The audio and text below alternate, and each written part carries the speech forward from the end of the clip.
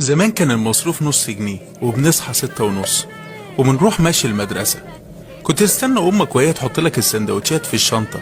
كانت الحصص 7 حصص، وأكبر فرحة لما أستاذ يغيب ويكونوا 6 حصص. كانت الحيطان مكتوب عليها أسامينا ورسمين عليها قلوب وأسامي أصحابنا. كان الخوف من حل الواجب ده أكبر خوف، وكانت رهبة الأساتذة كبيرة. كان جرس المروح أكبر فرحة، كنا نجري عشان نطلع من الباب زي اللي طالع إفراج من السجن.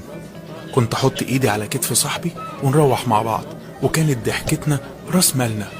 ما كانش للهم مكان جوانا. كان الواحد يروح تعبان ويرمي الشنطة على الباب وينادي يا أمي عاملة أكل إيه. لما تكون زهقان تنزل تلعب في الشارع مع أصحابك. بس بتفضل أيام زمان دي ذكرى عمرها ما تتنسي. كنت بتستنى سنة رابعة ابتدائي عشان تكتب بالجاف.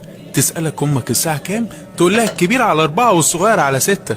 كنت تستنى الامتحانات عشان ما تاخدش الشنطة وتلبس لبس جديد وتستنى الشهادة، وأول ما تبان تكون أول واحد رايح تجيبها. أكيد عملت حاجة من دي وانت صغير. كنت بترسم الشمس في زاوية الورقة. كنت بتقفل باب التلاجة بالراحة عشان تشوف اللمبة بتقفل امتى. كان لما حد في البيت يطلب منك كوباية مية تجري تكون شارب قبل منه وتمسح بقك من على الكوباية علشان محدش يعرف انك شربت منها. اما بقى وانت نايم كنت بتغطي رجلك وجسمك كويس عشان محدش يطلع لك من تحت السرير وياخدك.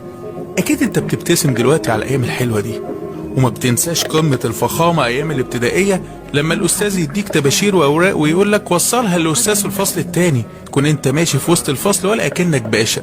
لو ضحكت ولو ابتسامة بسيطة وافتكرت الايام الحلوة دي ما تنساش اعمل لها شير عشان ترسم البسمة على كل اللي افتكر الايام الحلوة. يا صباح الخير يا اللي معانا يا اللي معانا.